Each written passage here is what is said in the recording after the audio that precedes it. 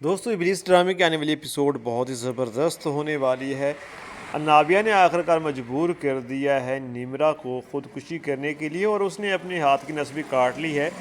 اور وہ اس کے بعد ہاسپٹل پہنچ جاتی ہے۔ اس کی والدہ اس کو لے کر ہاسپٹل پہنچ جاتی ہے، اور وہیں پہ جو ہے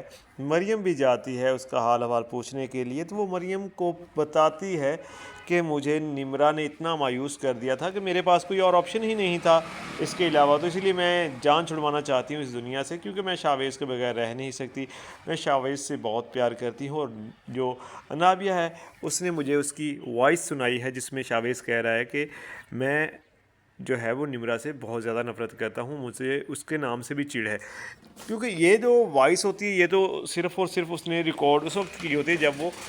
خود شاویز کو غصہ دلواتی ہے، تاکہ شاویز کچھ ایسا بولے اور میں ریکارڈ کر کے جو ہے وہ نمرا کو سنا سکوں۔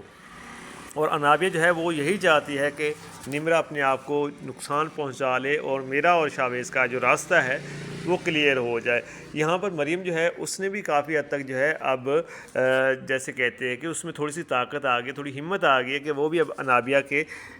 سامنے جو ہے بول سکتی ہے اور بولنے لگ گئی ہے۔ اس نے گھر آ کے انابیہ سے پوچھا، جب وہ فون پہ بات کر رہی ہوتی ہے تو اس کا فون چھین لیتی ہے اور اس سے کہتی ہے کہ تم ان چیزوں سے باز آ جاؤ۔ تو انابیہ پریشان ہو جاتی ہے کہ یہ کیسے ہو سکتا ہے کہ مریم مجھ سے فون کھینچ لے میرے ہاتھ سے اور مجھے ہی نصیحت کرنا سٹارٹ کر دے۔ لیکن یہاں پہ جو مریم ہے وہ تو اب جو ہے ایکٹیو ہو چکی ہے، اور وہ اب برداشت نہیں کر رہی کہ یہ جو ہے انابیہ ہے وہ کس طرح سے ہر بندے کے ساتھ غلط کرتی ہے، اور اس کو کوئی روکنے ٹوکنے والا ہی نہیں ہے۔ اور دوسری طرف جو شاویز کے والدین ہیں وہ شاویز سے کہتے ہیں کہ اگر نمرا کو کچھ ہوا تو ہم تمہیں کبھی بھی معاف نہیں کریں گے، اور یہ انابیہ والا جو چکر ہے اس کو یہیں پہ ختم کر دو، کیونکہ وہاں پہ تو کبھی تمہاری شادی کرنی ہی نہیں ہے، وہ لڑکی ہمیں بالکل بھی اچھی نہیں لگتی۔ اور دوسری طرف جب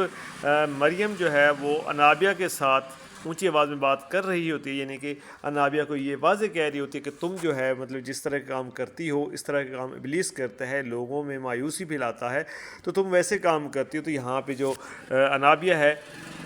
وہ بھی آگے سے بولتی ہے، اور اسی وقت انابیہ کی والدہ آ جاتی ہے، اور انابیہ جو ہے اس وقت مریم سے کہتی ہے کہ چلو میرے کمرے میں وہیں پہ چل کے بات کرتے ہیں۔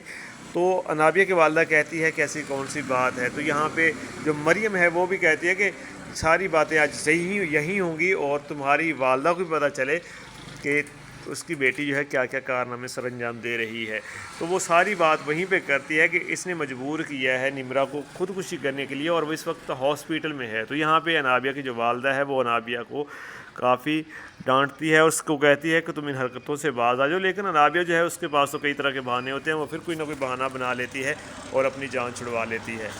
بہرحال دوستو یہ دیکھ کر اچھا لگا کہ اب جو مریم ہے وہ انابیہ کے سامنے بولنے تو لگ گئی ہے۔ اب آگے جو آنے والی ایپیسوڈز ہیں وہ بہت زبردست ہونے والی ہیں، کیونکہ اب جو ہے مریم بھی خاموش رہنے والوں میں سے نہیں ہے، اب وہ بھی انابیہ کو پورے سوال جواب اس کے ساتھ کرنے والی ہے، اور آنے والی جو ایپیسوڈز ہیں بہت ہی زبردست ہونے والی ہیں۔